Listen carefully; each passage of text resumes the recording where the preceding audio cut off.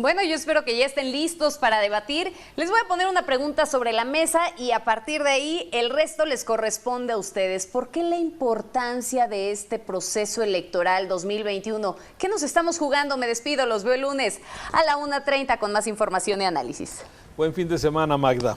A ver, ¿por qué es importante este proceso? Yo creo que es un proceso intermedio.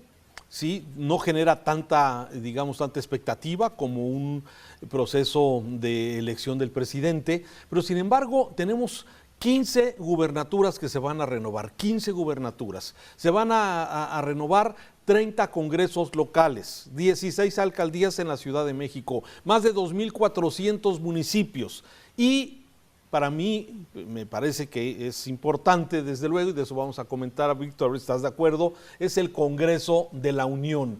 La renovación de los 500 diputados que nos representan y que son de alguna forma los que aprueban, los que proponen iniciativas de lo que se está generando.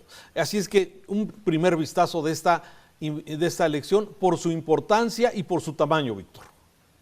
Sí, 300 diputados de mayoría relativa, ¿no? Y 200 de representación proporcional, que son lo que le dan el sello nacional a esta elección. Porque fuera de eso, mi querido Raúl, pues bueno, estamos enfrentando elecciones locales, si lo vemos en el sentido estricto. Ahora, sí difiero de ti en un sentido. Sí es una elección atractiva, creo que hay muchos elementos que la hacen particularmente atractiva. Si nos referimos a las figuras, no podemos generalizar como una elección o no la podemos calificar como un todo, porque habría que desmenuzar.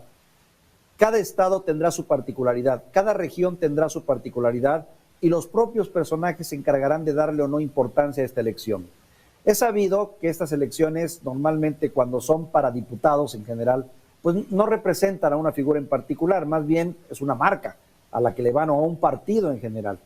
Pero cuando estamos hablando de gobernadores, ya se empieza a perfilar, a decantar ahí, que es la personalidad, la que llama la atención, la que te hace votar a favor o en contra, la que te hace sentirte contento o no. Y también creo que del mismo tenor están las alcaldías por ser la primera figura política que está en contacto con el elector. Sí, a ver, en eso estoy de acuerdo contigo. O sea, la autoridad cercana, la autoridad más directa con el electorado es sin duda el municipio. De ahí los servicios, recolección de basura, alumbrado público, seguridad, agua, en fin, todo es lo que es directamente. Pero me parece que en lo que hoy está sucediendo en el país, sí, me parece que la elección federal, es decir, la elección de los 500 diputados, toma una relevancia especial. ¿Por qué, Víctor? Porque parece que hoy, dadas las circunstancias que estamos viviendo, el Congreso va a ser el contrapeso o no para que, digamos, el actual gobierno del presidente López Obrador, si te guste o no te guste, ya sé que a veces te gustan cosas, a veces no te gustan algunas otras, pero me parece que es lo que puede ir decidiendo la ruta que va a seguir el país. Si Morena logra, junto con sus aliados, tener mayoría en el Congreso, vamos a tener a un presidente que va a seguir contando con un Congreso federal en donde lo que diga el presidente lo va a hacer. Los contrapesos se van reduciendo. Si tenemos un Congreso más equilibrado, seguramente tendrá que haber, pues como debe ser la política, debe haber consensos, debe haber convenios, debe haber tratados para poder lograr sacar las cosas importantes para el país. Sí, claro, estás hablando ya de un terreno idílico, lo que deseamos todos. Yo también deseo lo mismo, yo deseo contrapesos, yo deseo también discusión, yo también deseo debate y que salga lo mejor para México. Pero bueno, en la política real ya sabemos cómo es. Ahorita como están los números, podríamos pensar que el movimiento de Morena va a arrasar. Estoy muy consciente de que faltan días para que realmente comience el proceso electoral. Habrá que ver cómo evoluciona cuando ya entremos de lleno a las campañas. Pero no deja de ser atractivo el proceso. A ver, déjame, difiero completamente. Sí, a ver, importante, en la boleta del 6 de junio no aparece López Obrador. ¿Sí? Aparece Morena, este movimiento que encabeza el presidente, ¿sí? Sin embargo, si analizas todas las encuestas que han dado a conocer y que las concentra Oráculos, como se ha dado a conocer ya en días pasados, ¿sí? Bueno, pareciera que sí, bueno, el presidente tiene una gran simpatía, sigue siendo un hombre muy potente electoralmente hablando, pero Pero si ya te vas a las acciones de gobierno, Víctor, por ejemplo, al tema de seguridad, al tema de salud, al tema, pues a cualquier tema que te puedas hablar, ya baja la calificación. Entonces, yo no estoy tan seguro que Morena vaya de alguna forma, como hay quienes prevén, que va a poder arrasar y que vamos a tener un Congreso con una mayoría pues muy importante de diputados de Morena. O sea, no creo que eso sea lo que, a ver, una cosa es lo que deseo y otra cosa es lo que veo que puede suceder. Claro, a mí en lo personal siento que debe haber equilibrio en la Cámara. No es conveniente que tenga una mayoría un solo partido o sus socios para que el presidente siga de alguna forma disponiendo de lo que ocurre en este sentido. Mira nada más cómo está esta gráfica que nos presenta producción, sí, de alguna forma pues no habla de este equilibrio que se requiere para poder de alguna forma lograr acuerdos y detener lo que pueda detenerse y que vaya para adelante lo que sea bueno para el país. Te recuerdo algo, mi querido Raúl, en el 2018 llegó un momento en el que no solo era la figura de Andrés Manuel López Obrador, sino era la figura en el consciente colectivo, en el consciente social del ya sabes por quién. Oye, ¿por quién vas a votar? Ya sabes por quién, ya sabes por quién. Todos sabíamos quién era. Es exactamente lo mismo. Hoy tenemos un presidente que todos los días está haciendo campaña en una mañanera, que todos los días está diciendo que ahí está presente y está machacando con su mismo discurso de polarización y de jalar votos, porque eso es lo que está haciendo Andrés Manuel López Obrador al final del día. Aunque se diga que lo que se está haciendo es informar, pero lo cierto es que está ganando más adeptos. Por eso yo le veo amplias posibilidades al movimiento como tal. Fíjate que, a ver, en aquel entonces, sí, estábamos ya hartos del PRI, estábamos hartos del PAN, estábamos hartos de la corrupción, ¿sí? Y López Obrador llegó con esa buena campaña, ¿sí? Exactamente, claro. Dice, vamos a llegar, yo no soy corrupto, vamos a combatir la corrupción. Lamentablemente, estos 2 años y medio que lleva el actual gobierno, pues hemos visto que pues, se parecen mucho, Se parecen mucho, o sea, en muchas acciones, en muchos personajes. Ahí está Bartlett, ahí está la secretaria de la Función Pública, ahí están las compras de ventiladores a sobreprecio. Mi querido Víctor, hay muchos elementos, la opacidad es brutal. Te lo concedo, pero también hay algo que es real. Recuerda, incluso hay quien lo dice, no fue que ganara Andrés Manuel López Obrador, más bien fue que perdiera Peña Nieto y que perdiera el PRI. Pareciera ser que esa fue la condición de esa elección en ese tiempo. Ahora, con todo y eso que tú me dices, hay algo que lo tenemos que reconocer, mi querido Raúl. Andrés Manuel López Obrador sigue siendo una figura altamente querida y apreciada en lo personal. Estoy de acuerdo que las acciones de gobierno salen reprobadas, pero es tal el hartazgo. Oye, ¿qué me dices de Romero de Champs? ¿Qué me dices de los Bartlett? ¿Qué me dices de los Collazo? ¿Qué me dices de la señora Rosario Robles? ¿Qué me dices de todos esos personajes? Eso es lo que ha estado empujando esa sensación de que como sean las cosas, pero que no regresen. Sí, bueno, y a ver. Aunque me esté yendo mal ahorita, voy a votar por ese movimiento. Pienso que es el sentir social en este momento de muchas personas. Mira, sobre estos personajes que acabas de mencionar, ¿sí? Realmente deberían estar muchos de ellos en la cárcel. ¿Sí? La única que está en la cárcel es Rosario Robles y precisamente por un tema más bien de carácter de personal. Político.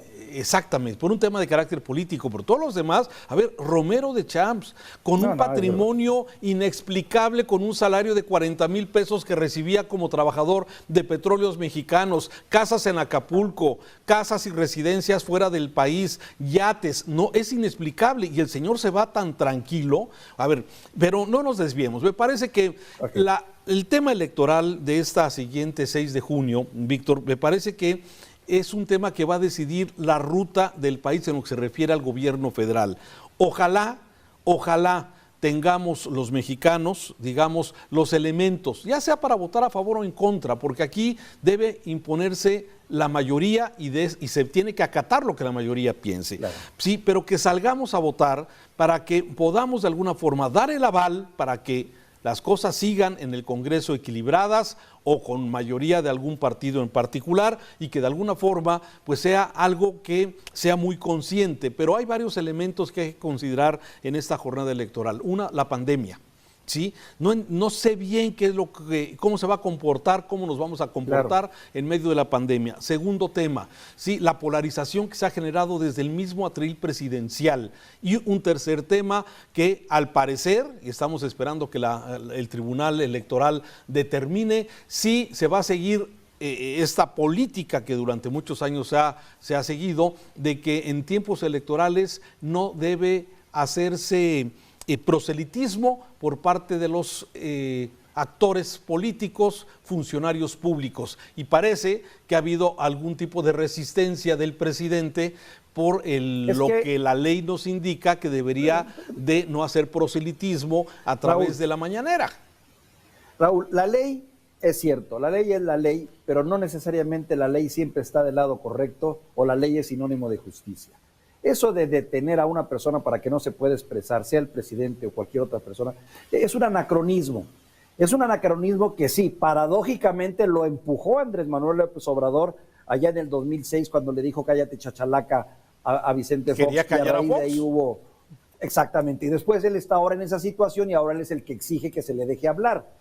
En el fondo, lo derecho es que te dejen hablar, que tú te expreses, que escuchemos las ideas, que se arme la polémica, que sea la discusión. Hay una ley, entiendo, hay una ley que frena al presidente y ahí está el punto. Pero lo correcto, mi querido Raúl, lo correcto es que todos podamos expresarnos. Es un derecho elemental de libertad de expresión. No coincido contigo, Víctor. Me parece que el presidente, desde la investidura presidencial, desde el atril presidencial, representa una figura muy especial y no se vale que él, aprovechando esa instancia, esa investidura, ¿sí?, haga campañas negras para hablar mal y descalificar a los opositores o para presumir sus logros de gobierno. Bueno, para eso existió esa ley, para equilibrar. Sí, pero estamos hablando de dos conceptos diferentes. Uno es el derecho a expresarte y a manifestarse, y otro es el derecho a hacer una campaña negra, a ser grosero. Sí creo que la extralimitación es un abuso del presidente. El presidente debe ser un hombre moderado, pero es muy diferente decir, sé moderado, sé prudente, haz tu proselitismo como lo hacen los presidentes de los Estados Unidos o de otros países que estando en el cargo hablan de sus partidos, pero no seas grosero. Entiendo que esa es una cuestión ya de ética política y es ahí donde se extralimita nuestro presidente. Mira, el tema, y déjame, porque hablamos hace unos días con el presidente del Tribunal Electoral, el tema no es que suspenda la mañanera.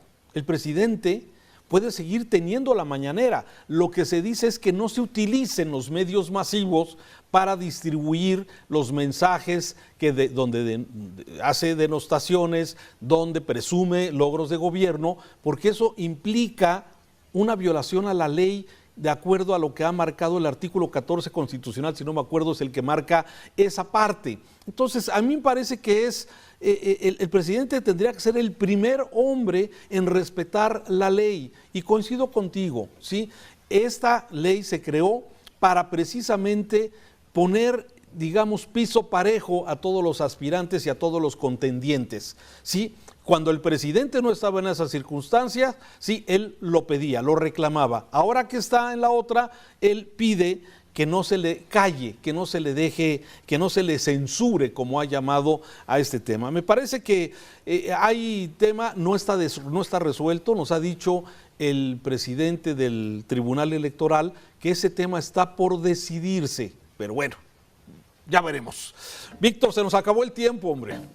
Se estaba poniendo muy interesante esto porque valdría la pena hacer un análisis del papel del Tribunal Electoral en esto, que por cierto para mí está dejando abierta esa puerta al permitir que el presidente en este momento pueda hablar en las mañaneras, le está dando también permiso a otros políticos en activo y en puestos a poder estar en el mismo rol. Y eso nos va a crear muchos problemas postelectorales seguramente, si no hay una definición. Tienes toda la razón, me parece que el defender esa postura, si el presidente lo hace, ¿por qué los demás no lo van a hacer? ¿Sí? Sí. Entonces, bueno, vamos a ver, por lo pronto me parece no debemos de dejar de destacar que es una elección importante, tanto local, por la cercanía en los municipios, y en el tema del Congreso Federal me parece que también es muy importante la participación ciudadana. Ojalá la pandemia, ojalá la polarización y la violencia, que será otro tema que abordaremos, Víctor, más adelante, el tema de la violencia política que también ha hecho mella en este tema de carácter electoral. Nos vamos, Víctor, si te parece.